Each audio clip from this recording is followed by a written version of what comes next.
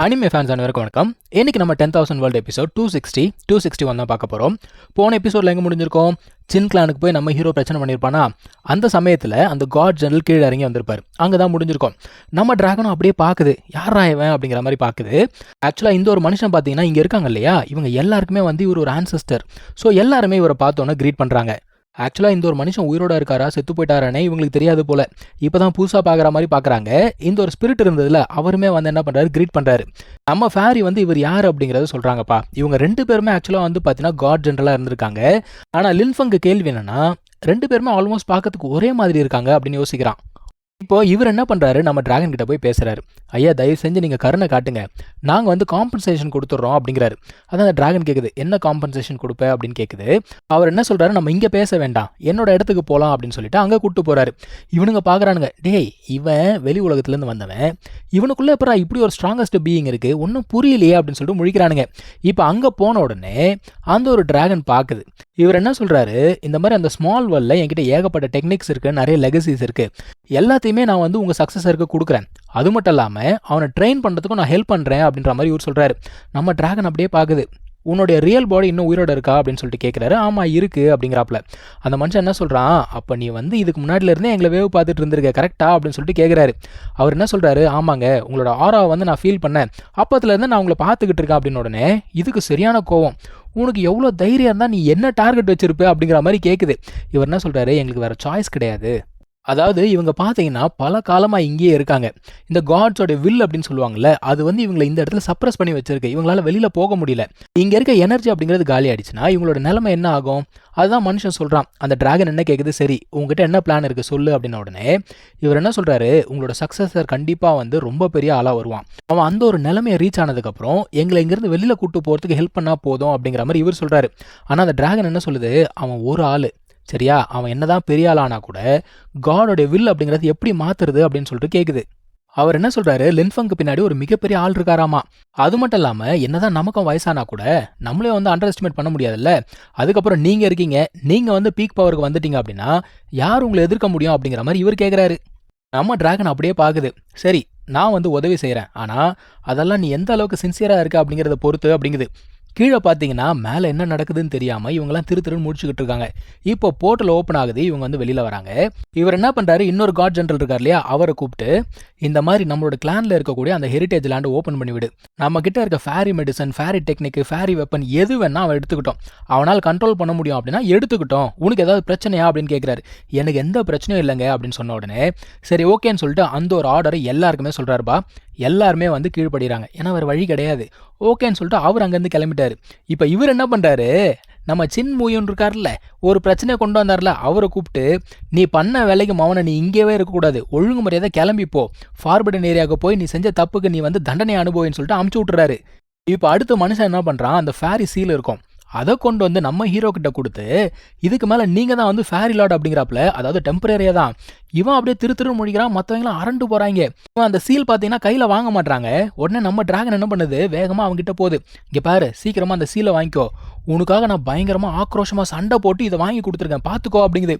இவன் அப்படியே பார்த்துட்டு, ஏதோ நீங்கள் பயங்கரமாக கதை சுற்றுற மாதிரி இருக்கே, நீங்கள் 2 பேர் இப்படி ஆக்ரோஷமாக சண்டை போட்டிங்கன்னா ஏன் இவ்வளோ க்ளோஸாக இருக்கீங்க அப்படின்னு கேட்குறான். அது என்ன தெரியுமா சொல்லுது, ஏன்னா நான் வந்து மொத்தமாக அவனை கண்ட்ரோல் பண்ணிட்டேன், அவனை அடக்கிட்டேன் அப்படிங்குது. இவனுக்கு சிரிக்கிறதா அழறதானே தெரியல. சுற்றி இருக்கவங்க எல்லாருமே பார்க்குறாங்க, யாரா இந்த பையன் இவ்வளோ பெரிய கிரேட் பீயிங் கிட்ட ரொம்ப கேஷுவலாக பேசிக்கிட்டு இருக்கான் அப்படிங்கிற மாதிரி பார்க்குறாங்க. லின்ஃபங் பற்றி நம்ம எல்லாருக்குமே தெரியும், அவன் வந்து சுயநலவாதி கிடையாது.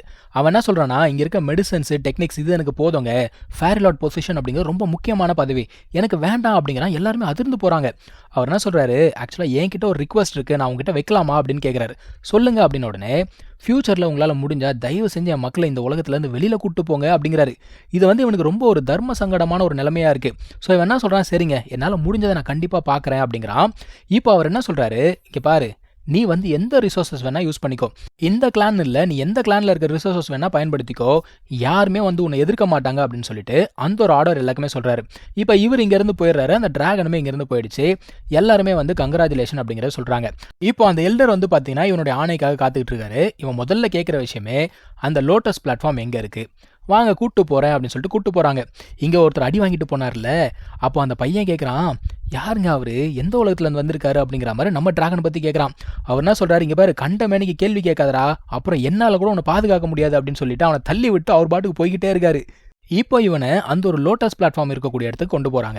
அந்த இடத்த சுத்தி பார்த்தீங்கன்னா ஒரு ரெஸ்ட்ரிக்ஷன் இருக்கு. ஆனா இவன் கிட்ட அந்த ஃபேரி சீல் இருக்கு இல்லையா, ஸோ அதை யூஸ் பண்ணி ரெஸ்ட்ரிக்ஷன் அப்படிங்கிறத ரிமூவ் பண்ணிடுறான். அதுக்கப்புறமா உள்ளுக்குள்ள போறான். அங்க இருக்கிறது வந்து பார்த்தீங்கன்னா ஒரு ட்ரூ காட் ஆர்டிஃபேக்ட், அதாவது நம்ம லெவல்ல சொல்லலாம் ட்ரூ காட் ஆர்டிஃபேக்ட்.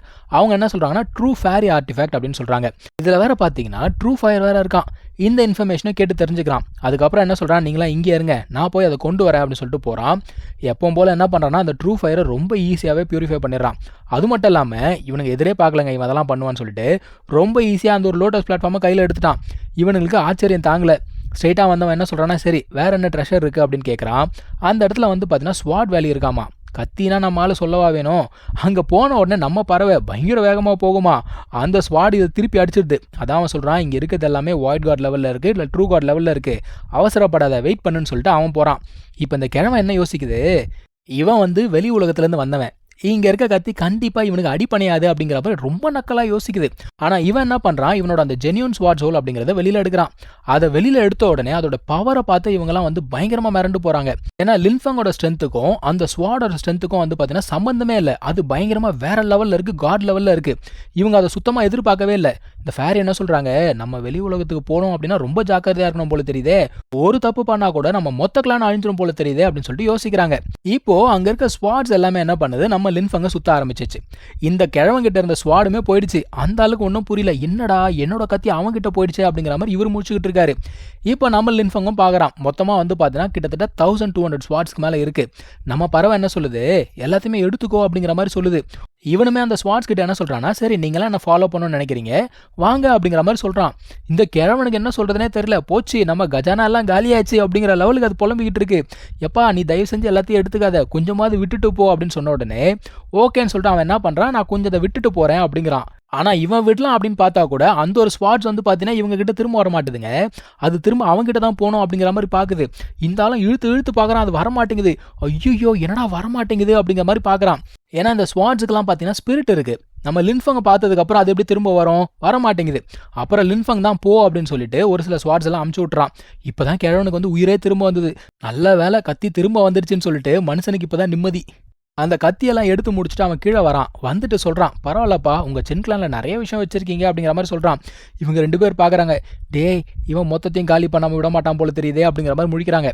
இப்போ அடுத்து அவன் என்ன கேட்குறான், ஒரு பவர்ஃபுல் டெக்னிக் அப்படிங்கிறத கேட்குறான். என்ன டெக்னிக் வேணும் அப்படின்னு உடனே ஒரு ஃபார்மேஷன் ரிலேட்டட் டெக்னிக் கேட்குறான். ஆனால் அந்த ஒரு டெக்னிக் அவனுக்கு கொடுக்க மாட்டேங்கிறாங்க. ஃபேர் என்ன சொல்கிறாங்க, இது வரைக்கும் அந்த ஒரு டெக்னிக்கை இவங்க கொடுத்ததே கிடையாதான். லின்ஃபங் அப்படியே திரும்பி பார்க்குறான். ஓ அப்போ கொடுக்க மாட்டீங்க அப்படின்னு உடனே, ஐயா அப்படிலாம் இல்லை வாங்க போகலாம் அப்படின்னு சொல்லிட்டு கூப்பிட்டு போகிறாங்க. அந்த ஒரு இடத்துக்குள்ளே போன உடனே லின்ஃபங் என்ன பண்ணுறான், அந்த டெக்னிக் எடுத்து பார்க்குறான். அதை பார்க்கும்போதே இது ரொம்ப ஸ்ட்ராங்கான டெக்னிக் அப்படிங்கிறது அவனுக்கு தெரியுது. ஸோ இதை ப்ராக்டிஸ் பண்ணால் நானும் ஸ்ட்ராங் ஆகிடுவேன் அப்படிங்கிற மாதிரி யோசிக்கிறான். இப்போது இன்னொரு பக்கத்தில் பார்த்தீங்கன்னா அந்த குட்டி பையன் இருந்தால அவனை ஒரு டீமன் தோர்த்திக்கிட்டு இருக்குங்க. எதுக்கு அது அவனை தோர்த்துது அப்படிங்கிறத நம்ம அடுத்த எபிசோடில் தான் பார்க்கணும். வெயிட் பண்ணி பார்க்கலாம். தேங்க்யூ ஸோ மச் ஃபார் வாட்சிங். Take care. பை.